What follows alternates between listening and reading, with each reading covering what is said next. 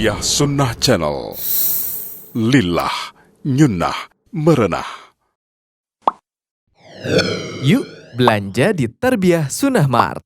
Dengan belanja di Tarbiyah Sunnah Mart, Anda turut berpartisipasi dalam dakwah yang diselenggarakan YTS. Bismillahirrahmanirrahim. Assalamualaikum warahmatullahi wabarakatuh. Alhamdulillahilladzi arsala rasulahu bil huda wa dinil haqq liyudhhirahu 'ala ad-dini kullihi walau karihal musyrikun. Wa asyhadu an la ilaha illallah wahdahu la syarika lah wa asyhadu anna Muhammadan abduhu wa rasuluh. Ya ayyuhalladzina amanu taqullaha haqqa tuqatih wa la tamutunna illa wa antum muslimun wa ba'd. Alhamdulillah, di pagi hari ini, hari Ahad, kita berjumpa untuk melanjutkan kajian rutin kita membahas kitab Riyadhus Shalihin susunan Imam An-Nawawi rahimahullah. Kita sudah sampai pada bab adzan dan kita akan membahas syarah, penjelasan, tafsiran dari doa setelah adzan. Doa setelah adzan diterangkan dalam hadis yang diterima dari Jabir radhiyallahu anhu bahwa Rasul alaihi salatu wasallam bersabda, "Man qala hina yasma'un nida, Allahumma rabba hadhihi ad-da'wati at-tammah was-salatil qa'imah, ati Muhammadanil wasilah wal fadilah wab'athhu maqaman mahmudanil ladzi wa'antah. Halat lahu syafaati yaumal qiyamah." Kata Nabi SAW, siapa orang yang setelah mendengar azan berdoa, Allahumma ya Allah rabba hadhihi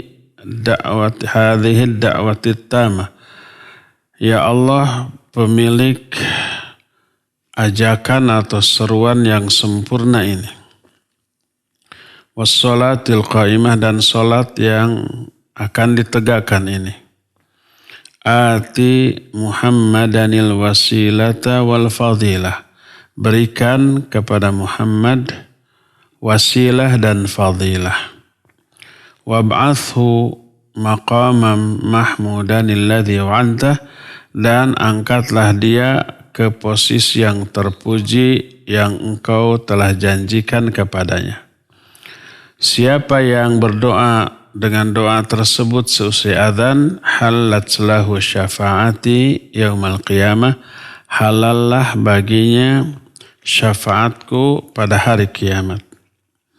Hadis ini dikeluarkan oleh imam yang empat, yaitu Imam Abu Daud, At-Tirmidzi, An-Nasai, dan Imam Ibnu Majah. Dan hadis ini pun ada dalam kitab Sahih Bukhari pada hadis nomor 614 dan sanad hadis ini sahih. Inilah yang kita akan bahas, ya. Kita sudah tahu seusai adzan, pada waktu adzan kita mengikuti apa yang diserukan oleh muadzin. Kecuali hayya 'alas shalah, hayya 'alal falah, kita menjawab dengan la haula wala quwwata illa billah.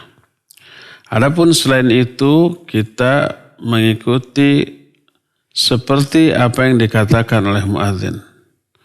Setelah beres kita bersolawat kepada Nabi SAW. Setelah bersolawat baru membaca doa seusai adzan. Adapun doa atau bersolawat seusai mendengar adzan pernah kita jelaskan dalam hadis yang lain yang diriwayatkan oleh Imam Muslim dari Abdullah bin Amr radhiyallahu an, Nabi SAW bersabda, man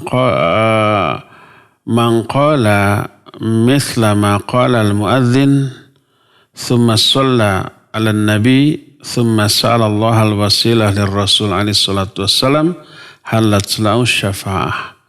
Siapa orang yang mengatakan seperti apa yang dikatakan oleh muadzin, lalu bersolawat kepada Nabi alaihi salatu wassalam, kemudian memintakan kepada Allah wasilah bagi Rasulnya, maka halal bagi dia syafaat Nabi SAW. Jadi selesai mendengar azan, sholawat dulu dengan sholawat yang biasa kita baca dalam tasyahud, lalu membaca Allahumma rabba hadhihi da'wati tamah sampai akhirnya, ya. Apa makna dari Allahumma rabba hadhihi da'wati tamah? Allahumma sering kita bahas, asal katanya ya Allah. Ya-nya diakhirkan dan diganti dengan mim. Lalu Allahnya diawalkan. Diawalkan ya Allah mengandung dua hal. Hal pertama, ihtimam wa ta'zim. Mementingkan Allah, mengagungkan Allah. Saking penting dan agungnya Allah diawalkan disebut. Huruf ya yang tadinya ada di awal dipindah ke belakang. Ya. Yang keduanya, iya yang diganti dengan mim, tidak diganti dengan huruf lain, mengandung makna jamak. Seolah-olah orang itu memadukan antara hati dengan lisan. Jadi ada penghayatan ketika seseorang mengatakan Allahumma dengan makna ya Allah. Maknanya sama ya Allah, tapi ada nilai tambah dengan mengatakan Allahumma. Pertama diagungkan dan dipentingkan Allah. Yang keduanya ada fokus, ada penghayatan. Maka kalau orang mengatakan Allahumma tapi pikirannya ingat kepada urusan yang lain, maka sudah tidak matching antara ucapan dan hati, antara pikiran dengan isi dari perkataan, makna dari apa yang dikatakan. Allahumma itu harus ada penghayatan. Ini makna Allahumma. Adapun Rabba hadhihi da'wati tammah. Makna Rabba di sini artinya memiliki banyak makna. Bisa berarti pemilik, pencipta atau pembuat. Dan Rabba di sini mencakup makna-makna tersebut. Rabba artinya ya pemilik, ya juga pembuat. Yang membuat lafaz adzan adalah Allah Subhanahu wa ta'ala. Ya. Allahumma rabba hadhihi da'wati tamah. Wahai Allah, Rabb bagi seruan yang sempurna ini. Rabb di sini pemilik, pembuat, dan yang menguasai seluruh alam semesta.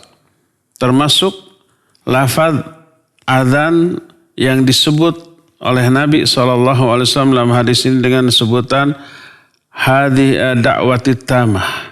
Da'wati tamah itu seruan yang maha sempurna ini. Kenapa disebut yang maha sempurna? Sebab sempurna dari segala aspek.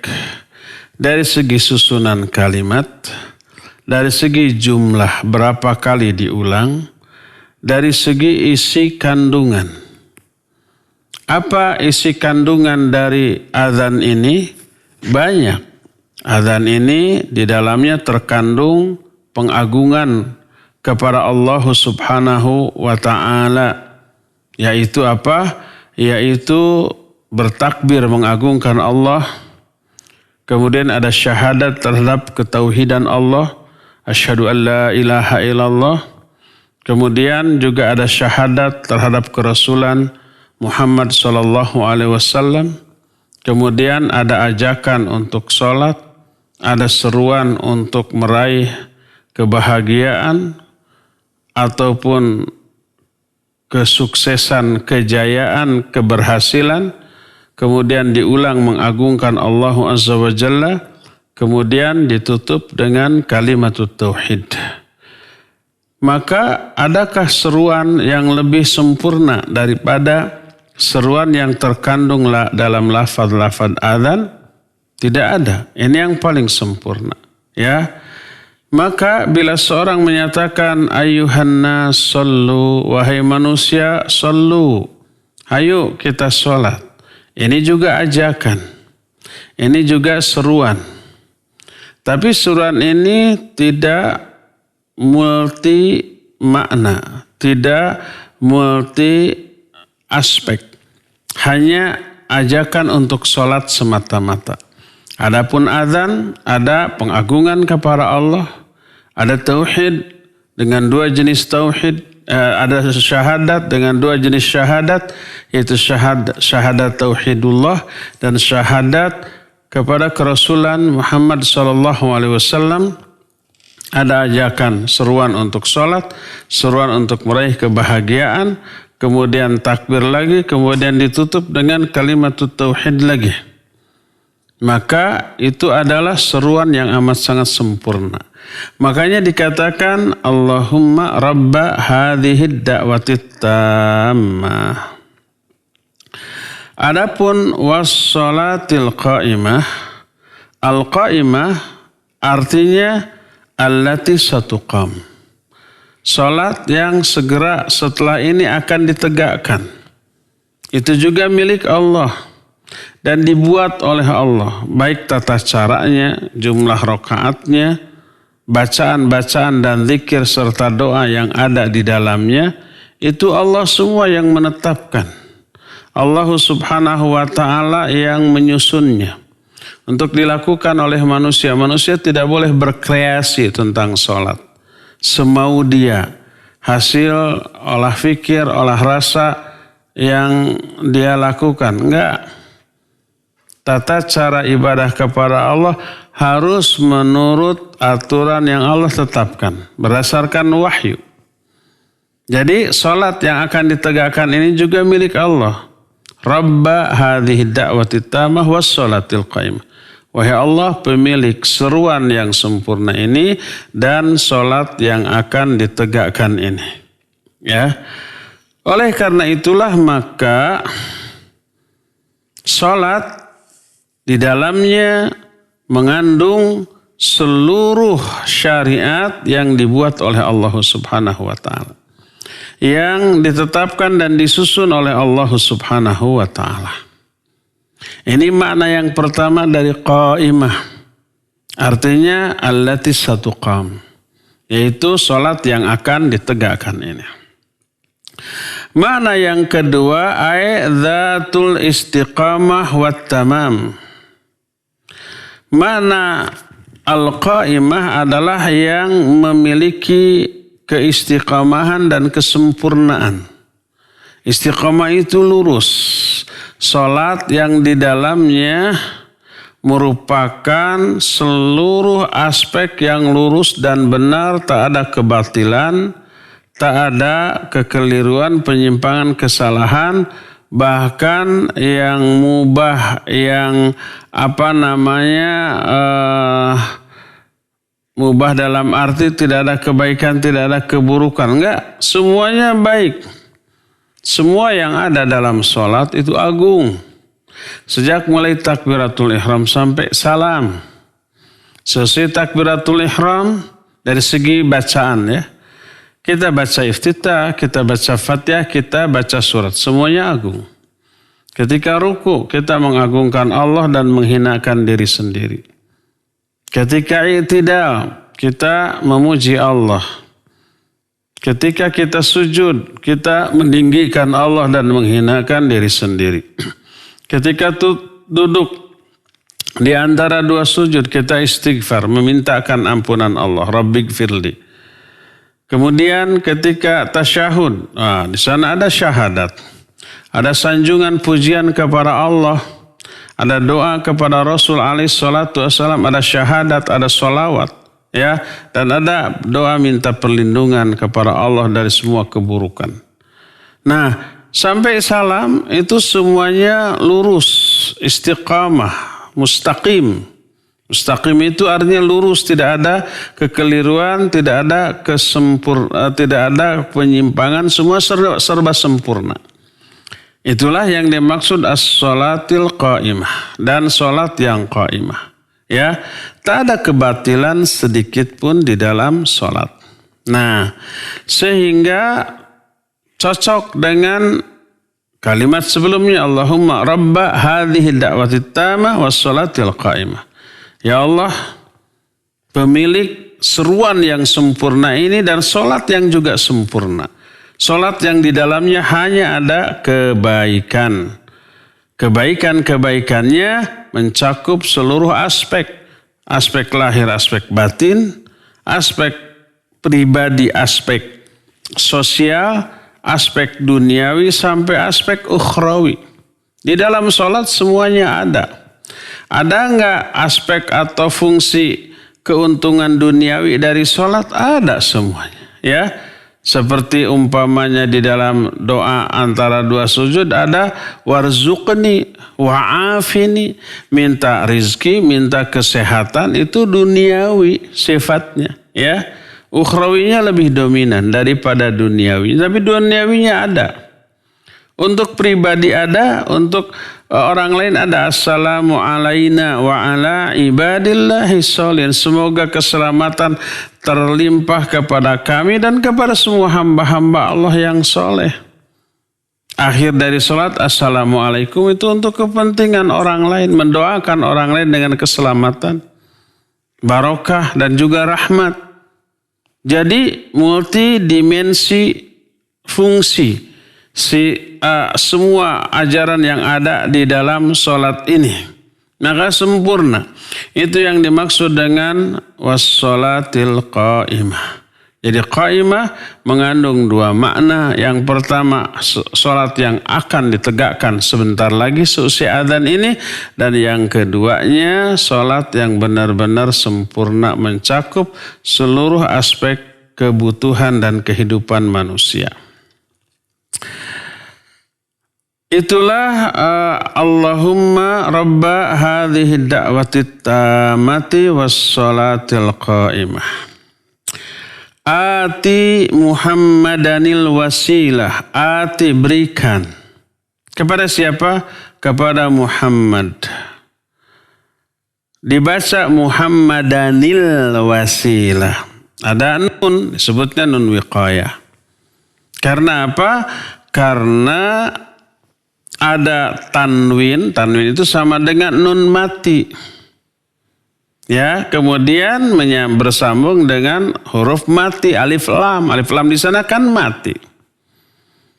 Maka ada dua huruf yang mati, maka huruf mati yang pertama ini harus dihidupkan. Huruf mati yang pertama di sini kan nun sebagai pengganti dari tanwin. Ati Muhammadan al-wasilah. Tadinya kan begitu. Maka bunyi an, yaitu huruf nun mati ini dihidupkan dan diberi tanda kasroh atau harokat kasroh. Jadi idzal taqas sakinan. Kalau bertemu dua huruf yang dua-duanya sukun. Ini kaidah saja dalam ilmu nahwu, ya. Maka harus dihidupkan yang pertama. Wa idza hurika bil kasri. Dan kalau mau memberi harokat, berilah harokat dengan kasrah. Jadi nunnya dikasrohkan. Ati Muhammadanil wasilata. Jadi jangan baca ati Muhammadan al wasilah. Keliru. Seperti lam yakunil ladzina kafaru min ahlil kitab dalam surah Al-Bayyinah. Tadinya lam yakun alladzina kafaru. Nunnya dimatikan karena jazm. Dijazmkan oleh lam. Jadi lam yakun alladzina kafaru. Nun mati menghadapi huruf yang mati. Alif lam di sana mati. Maka nunnya dikasrohkan lam yakunil ladzina kafaru. Begitulah dalam semua ayat termasuk hadis. Ati Muhammadanil wasilata. Ati, berikan. Kepada siapa? Muhammad. Kepada Muhammad sallallahu alaihi wasallam. Muhammad di sini nama sebagai isim alam atau nama bagi Rasul alaihi salatu wasallam yang diutus. Ya. Dan makna dari Muhammad adalah yang terpuji. Berasal dari kata hammada yuhammidu tahmidan fahuwa muhammidun wa dzaka Muhammadun. Muhammad itu isim maf'ul dari hammada. Artinya benar-benar dipuji terus-terusan. Oleh karena itu ketika orang-orang musyrik mengetahui kalimat Muhammad sebagai nama, maka mereka merubah sebutan Muhammad menjadi muzammam. Muzammam itu maknanya yang tercela.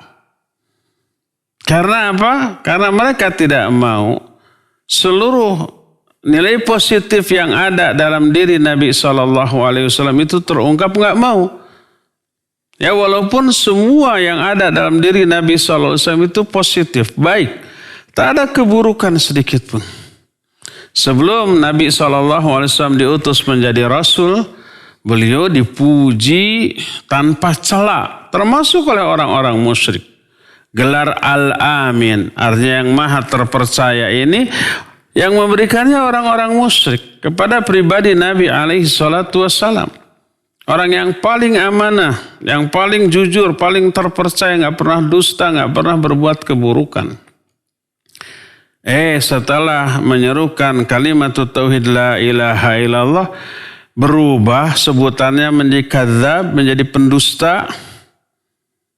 Yang tadinya namanya Muhammad, sebutannya Muhammad, manusia yang terpuji, mereka ganti dengan muzammam, yang tercela. Hanya karena dengki, hanya karena iri, hanya karena benci. Tanpa bukti, tanpa fakta. Faktanya Nabi SAW memang terpuji dari seluruh aspek. Tapi kebencian dan kedengkian menyebabkan seluruh kebaikan dan keistimewaan beliau itu hilang di mata orang-orang musyrik.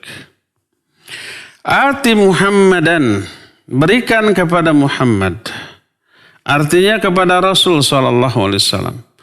Apa yang harus diberikan? Al-wasilah. Wasilah. Wasilah ini batu loncatan. Secara bahasa, wasilah ini perantara. Tapi untuk memahami wasilah, lihat penjelasan Nabi SAW. Apa yang dimaksud dengan wasilah di sini? Beliau menerangkan al-wasilatu darajatun fil jannah. La yanbaghi an takuna illa li'abdin min ibadillah wa qala wa arju an akuna anahu. Wasilah di sini adalah derajat atau tingkatan di surga, tingkatan tertinggi. Tak ada seorang pun yang layak untuk menerimanya atau untuk memperolehnya kecuali hamba Allah yang sangat spesial. Lalu Nabi SAW menyatakan, wa arju an akuna anahu. Aku berharap akulah orang tersebut. Jadi wasilah dalam doa di setelah azan ini adalah satu kedudukan yang tertinggi di surga dan hanya diraih oleh seorang dari sekian triliun hamba-hamba Allah Subhanahu wa ta'ala, dan orang tersebut hanyalah Nabi kita Muhammad sallallahu alaihi wa alihi wasallam. Inilah wasilah. Ati Muhammadanil wasilah, berikan al-wasilah kepada Muhammad. Maknanya berikan posisi tinggi di surga kepada Muhammad alaihi salatu wassalam. Wal fadilah, dan juga berikan fadilah, keutamaan, baik keutamaan dalam zat, yaitu Nabi SAW berada di posisi yang paling tinggi, ataupun dalam hal kedudukan. Maka dengan menyatakan ati Muhammadanil wasilah wal fadilah, fa anta tas'alullaha al wasilatal manzilatal ulya wal fadilata li Rasul sallallahu alaihi wasallam. Berarti kita ini telah meminta kepada Allah wasilah kedudukan yang tertinggi dan fadilah keutamaan bagi Rasul sallallahu alaihi wasallam, maka menyatulah dua hal. Posisi dari segi tempat, ya, berada di posisi atau level tingkatan tertinggi di surga. Sebab surga itu berlevel-level, bertingkat-tingkat. Yang tertinggi adalah ditempati oleh Nabi kita Muhammad SAW dari aspek tempat dan juga dari aspek keutamaan. Itulah makna al-wasilah wal-fadilah. Wab'athu, dan angkatlah beliau Nabi SAW. Kemana diangkatnya? Maqama, kepada satu kedudukan. Mahmudan, yang terpuji. Alladhi wa'antah, yang telah engkau janjikan. Wab'athu maqaman mahmudan alladhi wa'antah, dan angkatlah beliau ke posisi terpuji yang telah engkau janjikan. Dan ini terjadi pada hari kiamat. Ya. Nah, ini dijelaskan yang dimaksud dengan posisi terpuji pada hari kiamat yang hanya dimiliki atau diraih oleh beliau, tidak diraih oleh nabi-nabi yang lainnya. Maknanya adalah posisi untuk memberi asyafa'atul udma.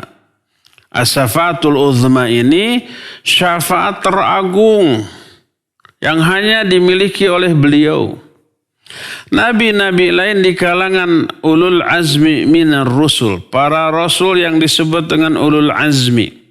Mereka ulul azmi itu kan 4, ditambah dengan Nabi SAW jadi 5. Pertama Nabi Nuh alaihissalatu wassalam. Kedua Nabiullah Ibrahim. Ketiga Nabi Musa. Keempat Nabi Isa. Nah, terakhir Nabi kita Muhammad SAW. 5 ulul azmi ini lebih utama dibanding para rasul yang lainnya. Lebih utama dibanding para nabi yang lainnya. Ketika manusia di alam mahsyar dikumpulkan di satu tempat, dalam keadaan yang sungguh tragis, mereka telanjang, tidak memakai pakaian walaupun hanya seutas benang, tidak bersendal, tidak berkaos kaki, tidak bersepatu. Dan tidak berkhitan walaupun di dunia telah dikhitan. Tempat itu datar, tidak ada yang cembung, menaik, menurun, lombang, tidak ada. Datar, tidak ada pohon, tidak ada bangunan, tidak ada awan yang menaungi. Ya, tidak ada makanan, tidak ada minuman, tidak ada pakaian. Mata-mata mereka terbelalak saking takutnya dengan ketakutan yang tidak bisa dibayangkan dan tidak ada bandingannya di alam dunia ini. Saat itu orang tidak lagi ingat kepada orang terdekat, tidak ingat ke pasangan hidupnya, istri atau suami, tidak ingat ke anak-anaknya, ke cucu-cucunya, tidak ingat ke orang tua, tidak ingat ke adik, ke kakak, tidak ingat ke sahabat-sahabat dekat, enggak. Karena mereka sibuk fokus memikirkan nasib mereka sendiri.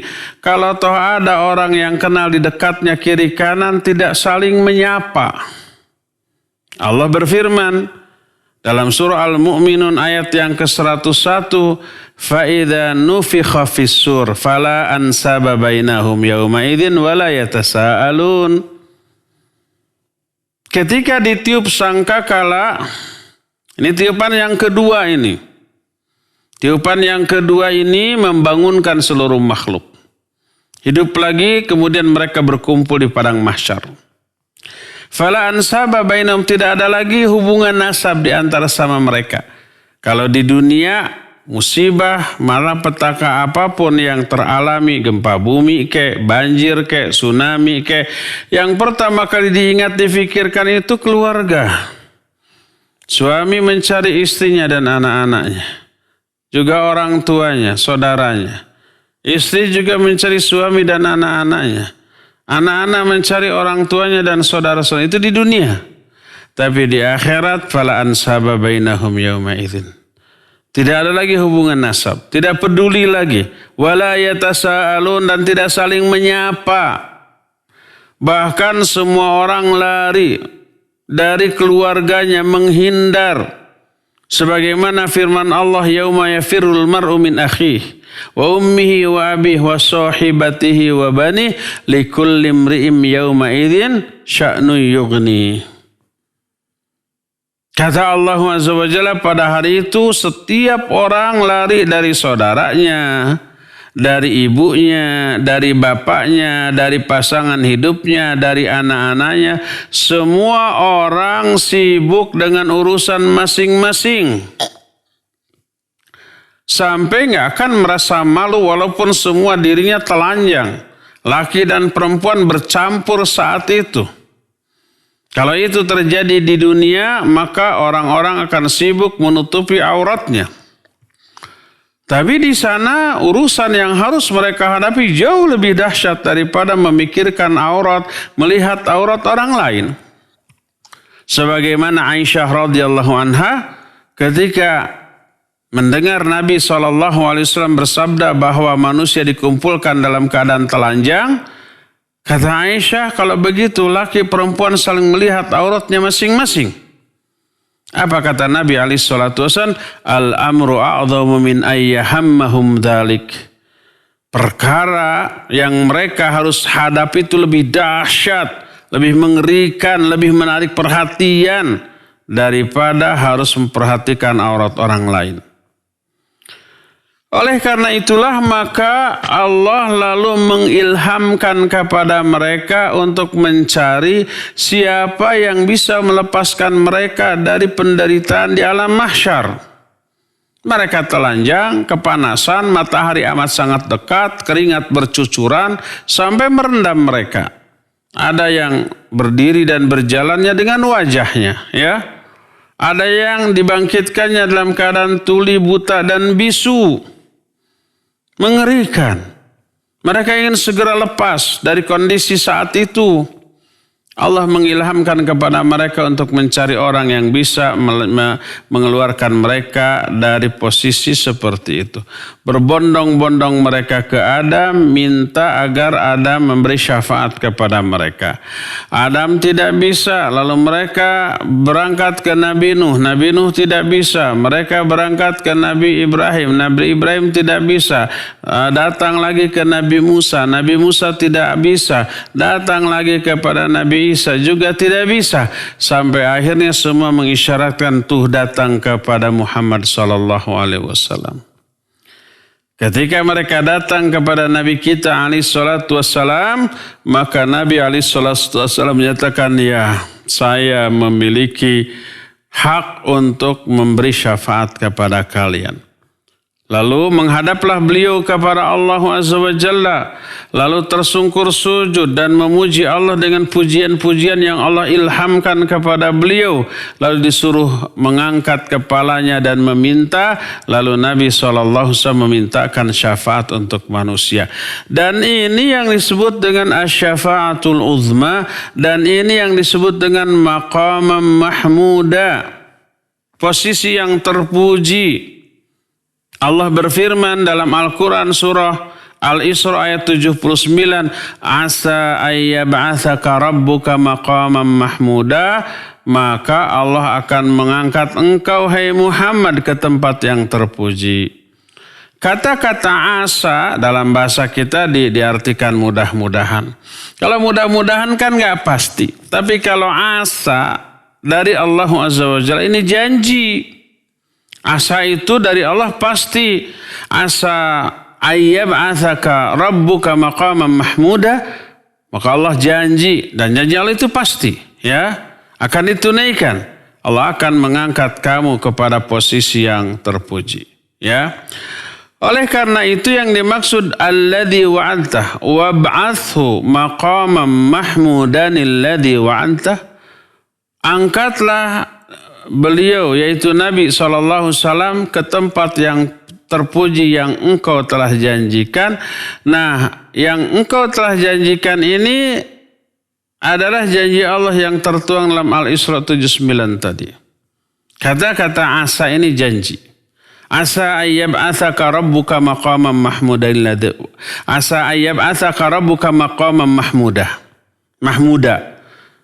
Allah janji akan mengangkat diri engkau hai Muhammad ke tempat yang terpuji, dan inilah yang kita katakan wab'athu maqaman mahmudan alladhi wa'antah, ya. Oleh karena itulah maka ada 3 permintaan kita kepada Allah untuk Nabi kita Muhammad sallallahu alaihi wasallam dalam doa setelah azan. Pertama, ati Muhammadanil wasilah, kedua al-fadilah, ketiga wab'athu maqaman mahmudanil ladzi wa'antah. Berikan kepada Muhammad wasilah. Wasilah di sini apa? Derajat tertinggi di surga. Itu tafsiran penjelasan Nabi SAW. Jangan lagi melirik penafsiran orang selain Nabi tentang makna al-wasilah di sini. Ada yang mengatakan itu, ada yang mengatakan ini. Enggak, wasilah di sini adalah tempat tertinggi di surga. Itu kata Nabi SAW. Kedua, al-fadilah, kemuliaan. Ketiga, wab'athu maqaman mahmudan alladzi wa'antah, dan angkatlah beliau ke tempat yang terpuji seperti yang kau janjikan. Artinya posisi sebagai pemberi asyafaatul uzma. Asyafaatul uzma itu kekhususan, syafaat yang khusus dimiliki oleh beliau. Dan ini ada beberapa macam. Salah satunya adalah ketika di alam mahsyar, di padang mahsyar, semua nabi nggak bisa, Nabi Muhammad SAW yang bisa ngasih. Akhirnya manusia disegerakan untuk dihisab keluar dari kondisi di alam mahsyar yang mengenaskan. Nanti yang keduanya termasuk asyafaatul uzma adalah minta dibukakan pintu surga. Orang-orang mukmin sudah digiring ke surga, tapi surga masih tertutup, nggak bisa terbuka.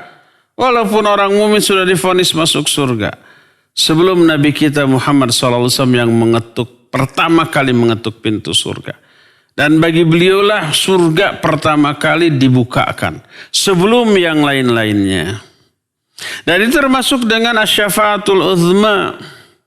Itu termasuk posisi yang terpuji yang Allah Subhanahu wa taala janjikan kepada Nabi kita Muhammad sallallahu alaihi wa alihi wasallam.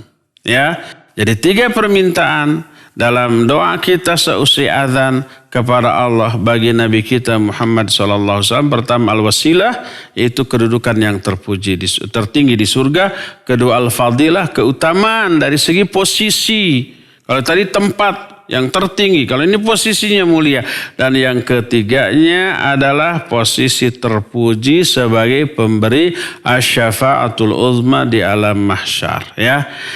Siapa orang yang berdoa dengan doa ini seusai azan, maka kata Nabi SAW, halat lahu syafaati yaumal qiyamah. Halal syafaatku bagi orang itu pada hari kiamat. Ya, inilah penjelasan doa setelah azan. Insya Allah nanti ada faidah yang bisa kita ambil dari hadis ini dengan faidah yang banyak dan sangat berharga ya, sangat bermanfaat. Nanti kita akan bahas di hari Ahad yang akan datang. Untuk sekarang cukup sampai di sini saja dulu, dan kita masih punya sisa waktu untuk bertanya jawab. Kepada Pak Muzain dipersilakan untuk memandu tanya jawab dengan pendengar dan pemirsa. Wassallallahu ala nabiyina Muhammadin wa ala alihi wa ashabihi wassalam. Silakan. Nah, syukron Ustaz atas penjelasannya. Kita buka sesi tanya jawab. Kami persilakan kepada antum semua para pendengar juga pemirsa bisa bertanya langsung kepada Ustaz melalui telepon di nomor 022-8686-2637 atau melalui pesan singkat di nomor 081-1227-1476. Baik, sudah ada penelpon yang masuk, kita angkat. Halo. Halo Bapak Ibu. Assalamualaikum warahmatullahi wabarakatuh. Waalaikumsalam Pak Alamsyah. Assalamualaikum Ustaz. Waalaikumsalam warahmatullahi wabarakatuh. Silakan. Saya punya pertanyaan, sebenarnya memohon penjelasan mengenai doa ini, doa sesudah azan. Pernah saya dengar Ustaz menyarankan mengikuti azan dari yang masjid yang saya biasa datangi atau salah satu yang bisa kita ikutin, kita menjawab. Nah, pertanyaannya adalah sesudah kita berhasil berjuang ini mendengarkan azan, menjawab azan yang dikumandangkan, pertanyaannya apakah pahala atau fadilah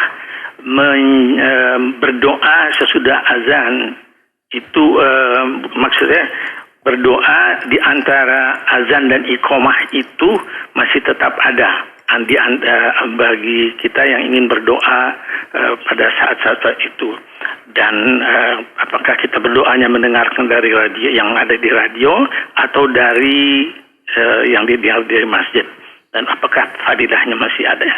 Jazakallahu khairan. Assalamualaikum warahmatullahi wabarakatuh. Waalaikumsalam warahmatullahi wabarakatuh. Ya, Pak Alam Syah di Cimahi, barakallahu fiik. Iya, sudah kita terangkan bahwa tidak akan ditolak doa yang dipanjatkan antara azan dan qomat. Yang terutama doa setelah azan tadi. Antara azan dengan qomat itu waktu yang terbentang relatif, tergantung kebijakan masjid di tempat kita berada. Ada yang sebentar, ada yang lama. Kalau Masjidil Haram, Masjid Nabawi agak lama, sekitar 15, 20 sampai 30 menit, tergantung situasi ya. Oleh karena itulah maka selama rentang itu antara adzan dan qomat adalah saat yang mustajab untuk berdoa. Jadi tidak hanya doa ba'da adzan Allahumma rabba hadhihi da'wati tammah sampai akhirnya, tapi semua doa, termasuk doa-doa yang mutlak, bebas, boleh kita meminta apapun kepada Allah Azza wa Jalla. Adzan yang mana? Adzan dari masjid yang kita akan datangi untuk melakukan sholat di dalamnya. Bukan di radio atau di TV, terutama radio dan TV itu umumnya termasuk radio kita sekarang sementara, entah sementerus. Yang jelas sudah sementahun. Itu kan rekaman, ya. Rekaman. Beda dengan Masjidil Haram, Masjid Nabawi itu langsung. Kalau di kita sekarang radio-radio manapun masih rekaman, ya.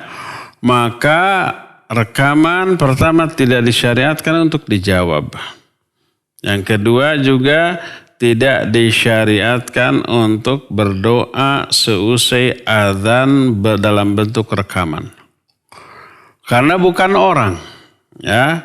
Kecuali kalau di radio siaran langsung azan, baik azannya di studio ya muadzin atau ngerelay dari masjid yang dekat dengan radio tersebut. Umpamanya di masjid kita, Masjid Umar bin Khattab, ada azan, tapi kemudian direlay oleh radio Tarbiyah Sunnah, ya wajib dijawab dan berdoa seusai azan tersebut dengan doa yang disyariatkan tadi ya. Adapun kalau masih berupa rekaman dan di Tarbiyah Sunnah masih rekaman ya belum langsung. Masih rekaman maka tidak disyariatkan dijawab dan tidak disyariatkan berdoa seusai azan tersebut. Jadi kalau kita mendengar di kita azan 3 menit kemudian di TV juga azan, kita dengar. Wajib dijawab enggak? Wajib enggak disyariatkan enggak berdoa seusai azan? Tidak. Karena itu rekaman ya, kecuali kalau langsung. Kalau umpamanya kita nyetel TV Mekah, Masjidil Haram kan live itu langsung ya. Walaupun bukan waktu sholat, umpamanya subuh di sana ya, di kita itu mungkin sudah jam 9 pagi. Tapi kita nyetel azan di Mekah melalui TV, ya dijawab karena itu bukan rekaman. Itu siaran langsung, walaupun kita nggak akan sholat setelah azan tersebut karena belum waktunya, subuh sudah lewat bagi kita ya. Maka silakan jawab dan silakan azan seusai berdoa walaupun bukan pada waktu sholat di tempat kita. Waktu sholatnya di Mekah saat itu ya. Nah seperti itu. Jadi boleh kita azan berdoa antara azan sampai qomat dengan doa yang bebas menurut kita ya. Wallahu a'lam. Nah, syukron Ustaz atas jawabannya. Kita kembali akan mengangkat penanya melalui telepon. Halo. Silakan Bu, Pak yang telepon dah masuk. Kurang keras Halo, Bapak. Gak keras Pak. Halo, Halo ya. Waalaikumsalam. Salam.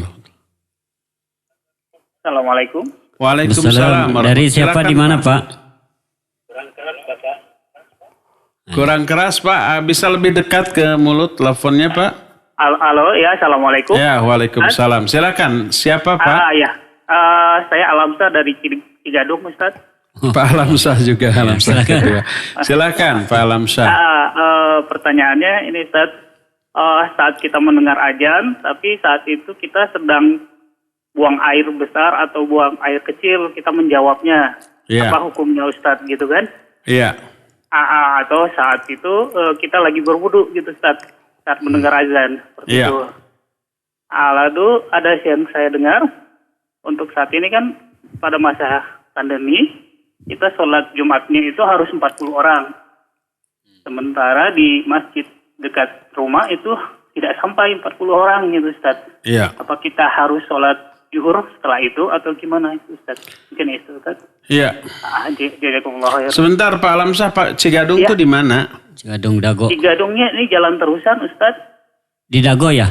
Tuang Saya Susnail. Cigago. Oh iya. Jazakumullah khairan, Ustaz. Iya, jazakallahu khairan. Waalaikumsalam. Iya Pak Alamsyah di Cigadung Dago, barakallahu fik. Ada dua pertanyaan. Pertanyaan pertama, bagaimana kalau ketika di WC kita mendengar azan? Apa dijawab? Tidak boleh dijawab. Daful mafasid muqaddamun ala jalbil masalih. Menolak madarat harus lebih didahulukan daripada meraih manfaat. Kita dilarang berzikir di WC dengan zikir lisan. Dilarang. Haram hukumnya. Nah, maka yang haram ini harus didahulukan daripada meraih pahala dengan menjawab itu. Ya, maka kita tidak menjawab. Apalagi mendengar azan itu hukumnya adalah sunnah muakkadah, tidak sampai wajib. Walaupun yang wajib, maka tidak boleh kita lakukan. Umpama kita di WC ada yang salam, Assalamualaikum. Itu menjawab salam wajib. Maka jangan dijawab, kecuali nanti setelah kita keluar. Sebagaimana ada seorang sahabat ya, salam Nabi SAW sedang di WC, Assalamualaikum, tidak dijawab. Assalamualaikum, tidak dijawab. Sampai 3 kali tidak dijawab. Lalu setelah Nabi SAW selesai keluar dari WC, beliau menjawab Waalaikumsalam, Waalaikumsalam, Waalaikumsalam 3 kali. Jadi dijawabnya itu setelah keluar dari WC, menunjukkan tidak boleh kita berzikir dengan zikir apapun di dalam WC dengan zikir lisan ya. Maka kalau kita di dalam WC kemudian terdengar azan atau ada yang bilang Assalamualaikum, maka jangan dijawab. Itu yang pertama. Nah, adapun ketika berwudu, kalau berwudunya juga di WC jangan dijawab, kecuali kalau berwudunya tidak di WC tapi di tempat wudu. Umpama kita di masjid lagi di tempat wudu. Tempat wudu apakah WC? Bukan. Tempat wudu bukan WC. Apa batasan WC? Batasan WC itu adalah tempat yang orang biasa buang air baik kecil ataupun besar di sana. Kalau umpama ada sebuah toilet, hanya ada bak atau shower untuk mandi dan tidak ada toilet. Tidak ada tempat BAB-nya. Ya, apakah itu WC atau bukan? Ya, itu WC karena pasti ada orang yang kencing di sana, buang air kecil di sana, dan dianggap wajar, tidak dipersalahkan buang air kecil di sana, walaupun tidak ada toiletnya, maka itu WC. Adapun tempat wudu tidak boleh buang air kecil, tidak boleh, bahkan ada ngejeblak itu apa? Menjeblak tulisan di sana dilarang. Kencing di sini kan gitu ya. Itu bukan WC. Tapi mungkin saja ada orang yang nakal kencing di sana. Mungkin, tapi itu bukan peruntukannya, dia yang salah. Walaupun ada orang yang nakal kencing di sana, tetap itu bukan WC. Karena bukan peruntukannya untuk buang air kecil di sana. Ya, itu mah yang nyeleneh saja. Ada tulisan dilarang kencing di sini, melihat kiri kanan nggak ada orang, padahal ada CCTV. Kemudian kencing di sana mungkin ada ya, Ada. Nah, tapi tetap itu bukan WC, maka boleh zikir di sana. Jadi ketika berwudu, kemudian mendengar azan, jawab azan itu di tengah-tengah wudu. Sebab berbicara ketika wudu tidaklah terlarang, terlebih yang diucapkannya itu berupa zikir. Jadi kalau wudunya di luar WC lalu azan, jawab azan itu walaupun di tengah-tengah wudu. Adapun kalau berwudunya di dalam WC lalu terdengar azan, tidak boleh menjawab bukan karena sedang wudu, tapi karena sedang berada di dalam WC-nya. Ini yang pertama. Kedua, sholat Jumat haruskah 40 orang? Tidak harus. 2 orang boleh, 1 atau 3 orang, 1 imam, 1 makmum, 1 muadzin, ya boleh. Tidak diharuskan dibatasi minimal 40 yang bila kurang dari 40 kemudian tidak sah, enggak. Karena ketika Nabi SAW pertama kali mengadakan sholat Jumat, para sahabat ngumpul. Tiba-tiba datang rombongan pedagang dari Syam. Ketika Nabi dan para sahabat itu sedang apa? Sedang Jumatan. Itu mereka yang Jumatan itu bubar. Menyambut para pedagang yang baru datang. Dan tersisa hanya 12 orang saja. Lalu Nabi SAW melanjutkan sholat Jumatnya itu dengan 12 orang sampai selesai. Lalu turun ayat. Falamma ra'auhu fa idza qudiyatis shalah fantashiru fil ardi wabtaghu min fadlillah wadhkurullaha katsiran la'allakum tuflihun. Fa idza ra'au tijaratan aw lahwan faddu ilaiha wa tarakuka qa'iman. Ya. Dan kata Allah Subhanahu wa ta'ala, falamma ra'au tijaratan, ketika mereka yang sedang Jumat itu melihat ada keuntungan perniagaan, tijarah, au lahwa, atau sesuatu yang melarikan, infaddu ilaiha wa tarakuka qaima, mereka berbondong-bondong memburu para pedagang itu, wa tarakuka qaima, dan mereka meninggalkan engkau berdiri khutbah. Jadi ditinggalkan Nabi sedang khutbah. Dan tersisa 12 orang saja. Tapi Nabi SAW melanjutkan sampai selesai. Dengan 12 orang. Tidak sampai 40 orang. Itu menunjukkan tidak harus 40 orang. Ya. Adapun dalil yang dipakai oleh orang untuk menyatakan minimal 40 orang, ketika seorang sahabat diutus kepada negeri lain, terus di hari Jumat mereka mendirikan Jumatan di sana dengan kaum muslimin yang jumlahnya terbatas. Ditanya berapa orang jumlah kalian saat itu, dijawab 40 orang. Ini hadis menunjukkan bukan jumlah minimal, tapi saat itu 40 orang jumlah jamaah yang melakukan Jumatan di negeri tersebut, ya.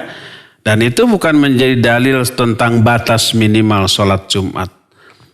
Yang penting sholat Jumat dilakukan secara berjamaah, tidak boleh bersendirian. Ya, 3 orang boleh jalan terus, ya. Jadi kalau musim pandemi ini ada masjid yang aman untuk menyelenggarakan sholat Jumat dengan perhatikan jarak, ya 1,5 meter satu jamaah dengan jamaah yang lainnya. Kemudian pakai masker, pakai sejadah sendiri-sendiri, pakai hand sanitizer, pakai pistol suhu gitu ya. Kemudian pintu dibuka, jangan ditutup biar jamaah tidak harus menyentuh pintu gitu ya. Tidak bersalaman, tidak ada kontak fisik di antara mereka ya. Dan jamaahnya terkontrol untuk itu, silakan. Walaupun hanya 5 orang nggak masalah ya. Yang penting termasuk dalam kategori berjamaah. Wallahu a'lam. Naam, syukran Ustaz atas jawabannya. Kita kembali angkat penelpon satu lagi sebelum kita beralih ke pesan singkat. Halo. Halo, Bapak Ibu, silakan. Assalamualaikum. Assalamualaikum warahmatullahi wabarakatuh. Dari siapa? Di mana, Pak? Dari Pak Umar di Bandung. Silakan Pak Umar.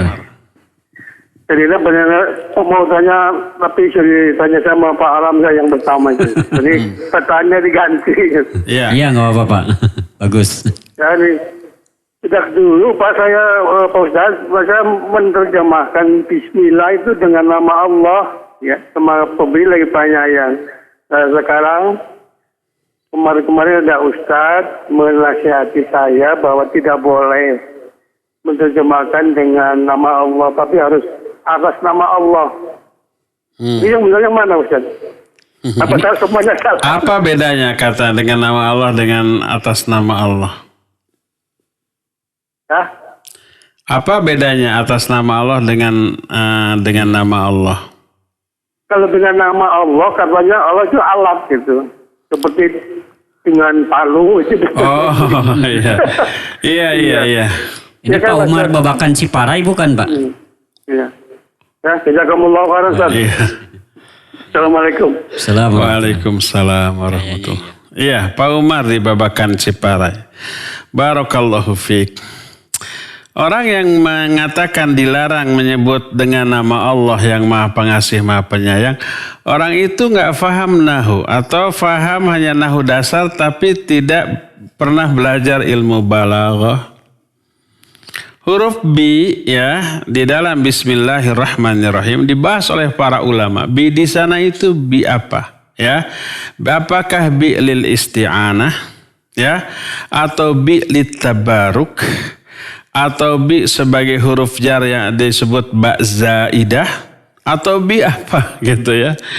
Jadi dia menyatakan tidak boleh menerjemahkan bismillah dengan terjemahan dengan nama Allah itu karena dia memahami bi di sana dengan bi bil isti'anah, lil isti'anah. Lil isti'anah itu alat. Seperti katabtu bil qalam. Aku menulis dengan pena.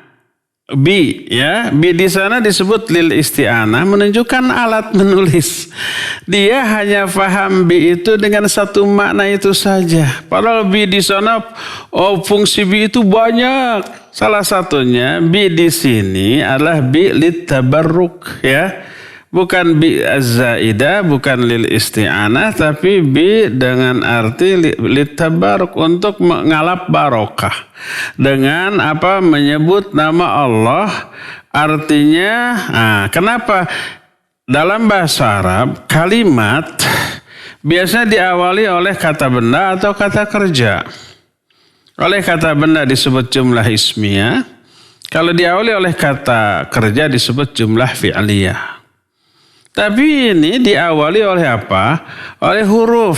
Bukan isim, bukan fi'il, bukan kata benda, bukan kata kerja, tapi dengan huruf bi. Apa maknanya? Pertama, ada kata yang dibuang. Kata yang dibuangnya ini bisa fi'il, bisa isim. Ya. Nah, kalau fi'il maknanya adalah seperti kalau kita mau membaca.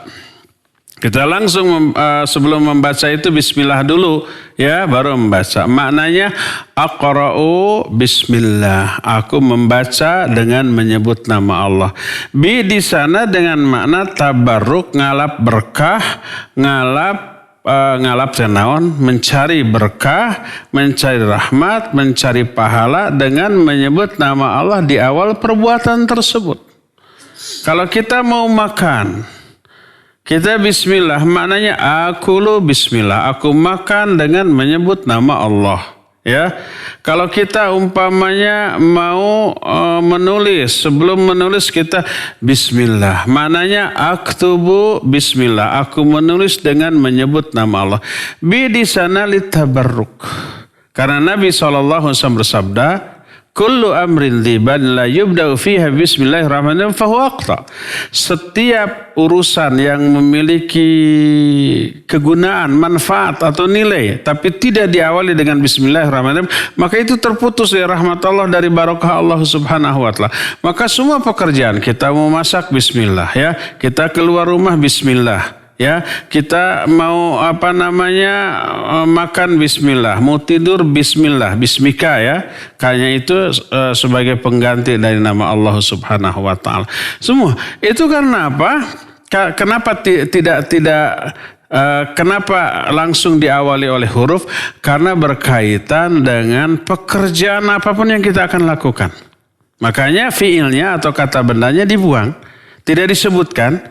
Karena sesuai dengan pekerjaan yang akan kita lakukan. Mau makan bismillah, mau menulis bismillah, mau membaca bismillah. Ya, mau keluar rumah bismillah, mau ini bismillah, mau itu bismillah. Semuanya bismillah. Dan huruf di sana bil tabarruk. Dalam bahasa Indonesia boleh nggak kita mengatakan dengan nama Allah? Iya boleh, karena makna dengan nama Allah itu bertabaruk dengan menyebut nama Allah Subhanahu wa Ta'ala, bukan menjadikan Allah sebagai alat. Bukan berbeda dengan katabtu bil qalam, saya menulis dengan ballpoint itu alat. Itu disebutnya bi lil isti'anah, fungsi bi banyak. Termasuk ada bi qasam billah, atau maknanya dengan demi Allah, bisa aja. Tergantung konteks kalimat, tergantung niat orang yang melakukannya, yang membacanya, ya. Oleh karena itu tidak keliru, tidak salah dengan menterjemahkan Bismillahirrahmanirrahim dengan arti dengan menyebut nama Allah. Dengan di sana maknanya bertabaruk, mengalap berkah, mencari pahala, keridhaan, rahmat dari Allah Subhanahu wa Ta'ala dengan menyebut namanya di awal setiap perbuatan. Jadi orang yang menyalahkan demikian lalu mengatakan atas nama Allah, itu atas nama Allah beda lagi maknanya nanti, ya. Atas nama Allah itu beda lagi nanti. Itu bisa-bisa lebih salah, lebih besar kadar kesalahannya daripada dengan nama Allah, ya. Oleh karena itu benar tetap Bismillahirrahmanirrahim artinya dengan menyebut nama Allah yang Maha Pengasih dan Maha Penyayang. Bi di sana lit tabarruk, ya, bukan bi lil isti'anah. Wallahu a'lam. Nah, syukron Ustaz atas jawabannya. Kita beralih dulu ke pesan singkat. Ada pertanyaan dari Endra di Pangkal Pinang, Bangka Belitung, ya. Mau tanya Ustaz, di lingkungan kita tinggal ada 4 masjid. Adzan itu tidak serentak awal dan akhirnya.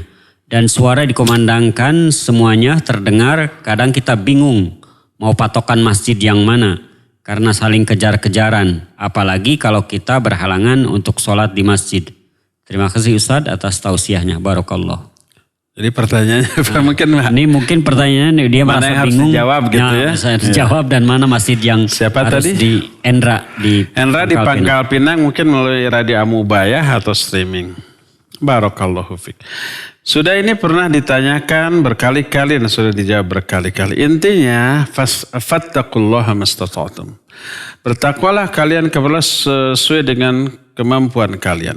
Jadi kalau ada 4 adzan di 4 masjid sekitar kita semuanya terdengar. Kalau kita mampu menjawab 4-4-nya, jawab 4-4-nya, ya. Kalau mampu. Tapi kalau mampunya hanya 3, jawab 3. Mampunya hanya 2, jawab 2. Mampunya hanya 1, jawab 1, ya. Tapi kalau mampu 4-4-nya dijawab karena tidak bersamaan kan. Di sini Allahu Akbar, di sana sudah asyhadu alla ilaha illallah gitu. Jawab dengan jawaban yang sesuai dengan kalimah yang dikumandangkan oleh muadzin yang kita dengar, ya. Jawab semuanya. Dan itu jawaban dari Syekh Muhammad Shallallahu Alaihi Wasallam rahmatullahi alaih, yang apabila kita mampu menjawab semuanya, ada 10 masjid terdekat semuanya terdengar, semuanya azan, waktunya hanya berseling beberapa detik. Jawablah semua kalau mampu. Kalau enggak hanya 9 lah. Kalau hanya 8 lah. Hanya 5 lah. Hanya tidak mampu liur hanya 1, ya udah 1, enggak masalah, ya. Oleh karena itulah maka jawab sesuai dengan kemampuan kita. Wallahu a'lam. Nah, syukron Ustaz atas jawabannya. Ini ada pertanyaan dari Dedi Aburian di Cijotang, Bukit Ligar Dago, Ustaz. Bismillah, Assalamualaikum Ustaz. Semoga Allah menjaga dan memberkahi ilmu dan umur Ustaz. Amin wa iyyakum. Ana sampai sekarang belum sholat dan Jumatan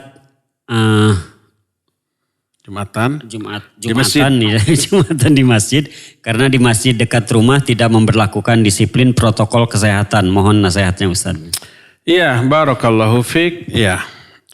Sekarang sudah banyak fatwa tentang bolehnya sholat dengan shaf yang renggang. Termasuk Syekh Abdul Muhsin Al-Abbad hafizahullah yang dulu beberapa bulan yang lalu memfatwakan itu tidak boleh dan dianggap sholat munfarid, sekarang sudah meralat fatwanya sehingga membolehkan. So, Ibrahim Ar-Ruhaili hafizahullah ta'ala sejak awal sudah membolehkan. Karena apa? Karena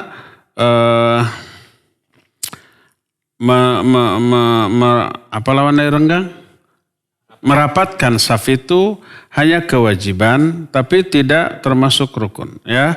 Karena Nabi SAW menyatakan sawu sufufakum fa inna taswiyatas sufuf min tamamis shalah. Ya, jadi luruskan dan rapatkan saf kalian karena lurus dan rapatnya saf bagian dari kesempurnaan salat. Jadi kalau tidak rapat, ya, walaupun tidak ada uzur, maka sholatnya sah tapi tidak sempurna sholat berjamaah. Tapi tetap dianggap berjamaah dengan kadar yang mafdul. Mafdul itu kurang utama. Apalagi ada uzur syar'i seperti sekarang ini adanya pandemi COVID-19 yang berisiko bila terlalu rapat terjangkiti kalau ada salah satu yang ada virus tersebut, ya. Maka ini jadi uzur. Maka dibolehkan melakukan sholat secara renggang, ya. Nah, adanya kebolehan renggang ini meringankan syarat sholat berjamaah di masjid yang tadinya terlalu berat bagi kita karena berisiko tertulari orang yang kena COVID. Sekarang risiko itu bisa diminimalisir, bisa dihindarkan dengan jaga jarak, ya. Pintunya aja jangan sampai berdesak-desakan. Sebaiknya pintunya dibuka menjelang sholat. Agar jamaah tidak ada yang menyentuh pintu atau handle pintu. Langsung ngebulubus begitu saja. Di depan masjid pintunya ada petugas yang mengingatkan untuk pakai masker, menyiapkan hand sanitizer, ditembak suhunya gitu ya. Yang kira-kira di atas 37 derajat Celcius, agak panas, mohon pengertiannya untuk tidak ikut sholat berjamaah, ya. Bukan menuduh wah kamu kena virus, tapi ihtiyati, waspada, hati-hati, ya. Nah, seperti itu. Kalau itu bisa diterapkan, ya, dan jamaahnya bisa selama ini disiplin mengisolir diri, menjaga jarak, selalu memakai APD yang lengkap dan aman, boleh adakan, silakan. Tapi kalau ada masjid di pinggir jalan atau di tengah pemukiman, semua orang boleh masuk. Orang yang tadi kenal lewat juga ikut sholat di sana, ya.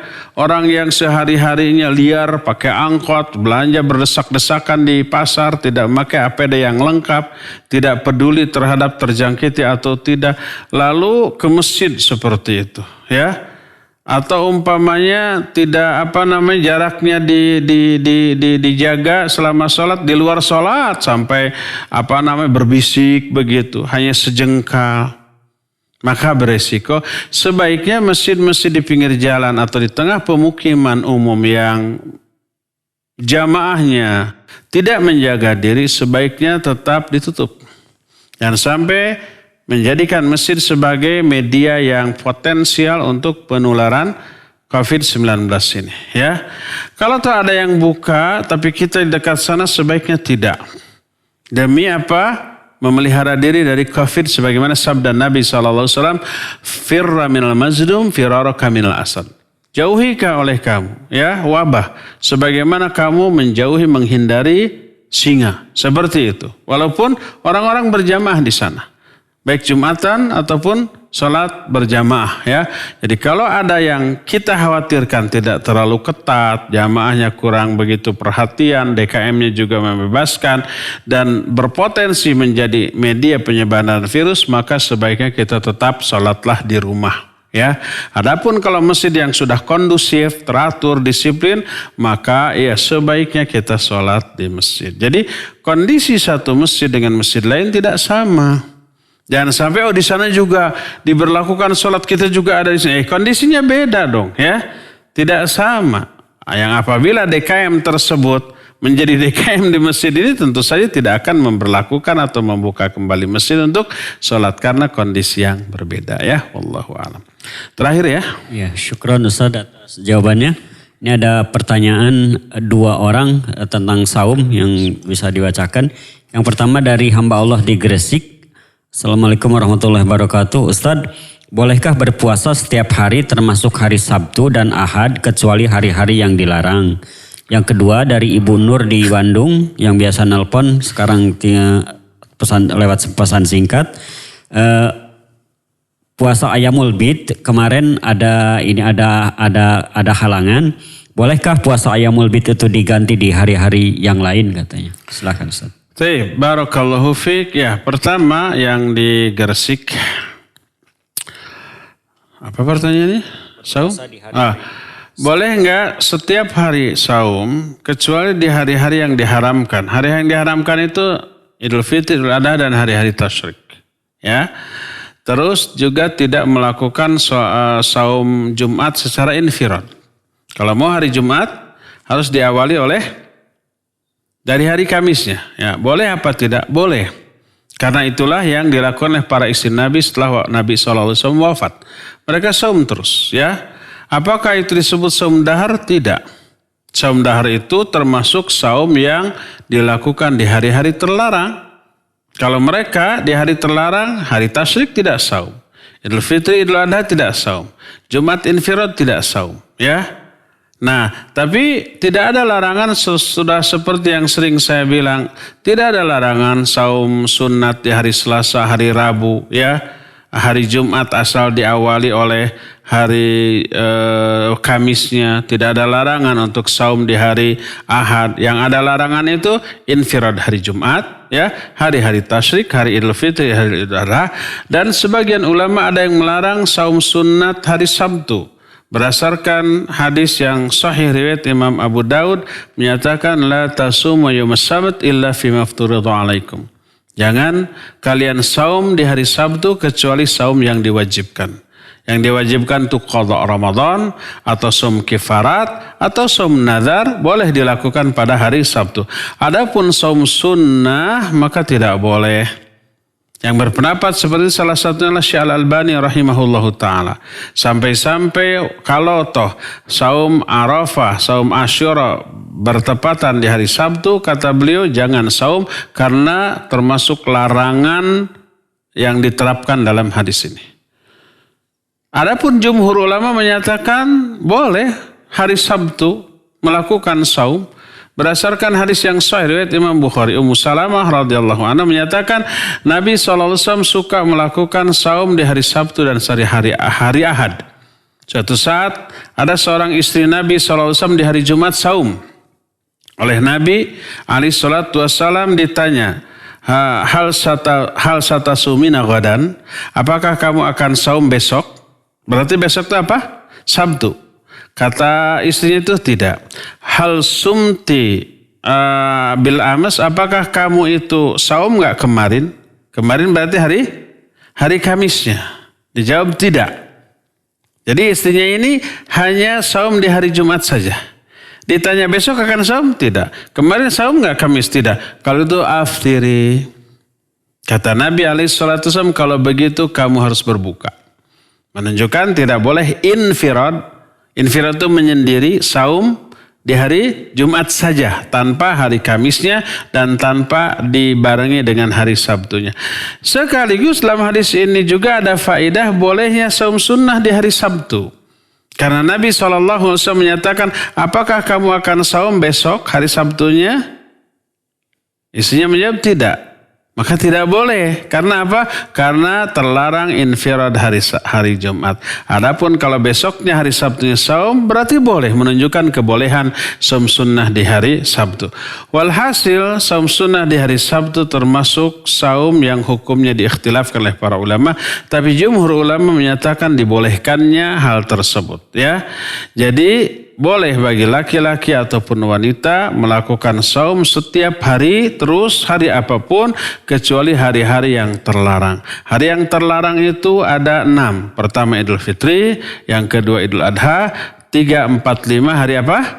Tasyrik, dan yang ke-6-nya infirad pada hari Jumat saja. Nah, Sabtu diikhtilafkan oleh para ulama, tapi jumhur ulama menyatakan dibolehkannya melakukan saum sunnah di hari Sabtu. Ya, wallahu alam. Ini yang pertama. Yang kedua, Ibu Nur, boleh nggak ayamul bid kalau ketinggalan kemarin diganti? Tidak perlu, Bu. Karena apa?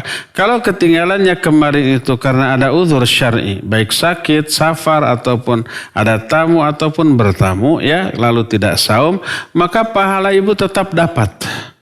Kalau kita terbiasa ayamul bid, lalu ada uzur, lalu tidak saum, maka pahalanya tetap dapat, ya. Andai dilewatnya itu karena hawa nafsu saja, ya. Aduh, karena kebetulan punya makanan kesukaan nih gitu, ya. Akhirnya tidak saum. Tidak tanpa ada uzur, maka tidak apa-apa karena saum ayamul bid itu hukumnya sunnah. Kalau sudah luput yang sunnah, maka tidak perlu ada qadha bagi amalan yang sunnah ini di hari yang lain, ya. Baik, cukup sampai di sini saja. Insyaallah kita akan jumpa kembali pembahasan kitab Riyadhus Shalihin di hari Ahad yang akan datang. Subhanakallahum bihamdik asyhadu an la ilaha illa anta astaghfiruka wa atubu ilaik. Walhamdulillahirabbil alamin. Wassalamualaikum warahmatullahi wabarakatuh.